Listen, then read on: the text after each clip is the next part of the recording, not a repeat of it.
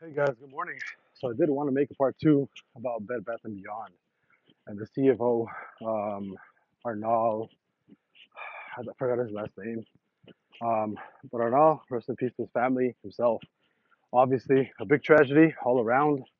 But I did want to add to the video that I released yesterday about Bed Bath and Beyond and about Arnal's death. Apparently, it was found that that he was a subject of insider trading and securities fraud lawsuit less than 2 weeks before his death. There are documents to show in court, and I'm assuming that the investigation is ongoing. So there's going to be more data released, more information released as as the days come by.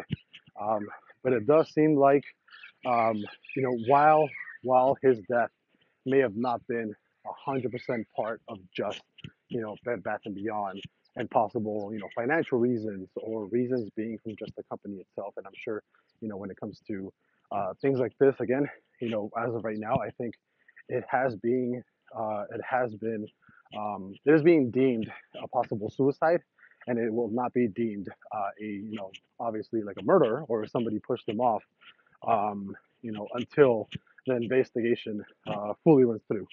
So I think as of right now, it is being deemed as a possible suicide, more than likely. And until the investigation ends and we get a full result, then it will actually be considered a possible murder. Maybe he was pushed off for reasons, unbeknown to us, right? And rest in peace to him, to his family. Prayers and blessings. And nobody deserves to die, right? It is an extremely tragic day for his family, I'm sure, and all my respects to him and his family. It does look like, again, maybe part of the reason why this happened. We could go ahead and now assume that maybe, again, these are all assumptions, right? This is all to be taken as a grain of salt. Um, Maybe he jumped for financial reasons that we are unaware of.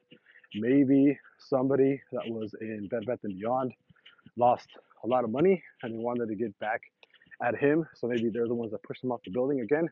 Nobody knows, but it does seem like his death.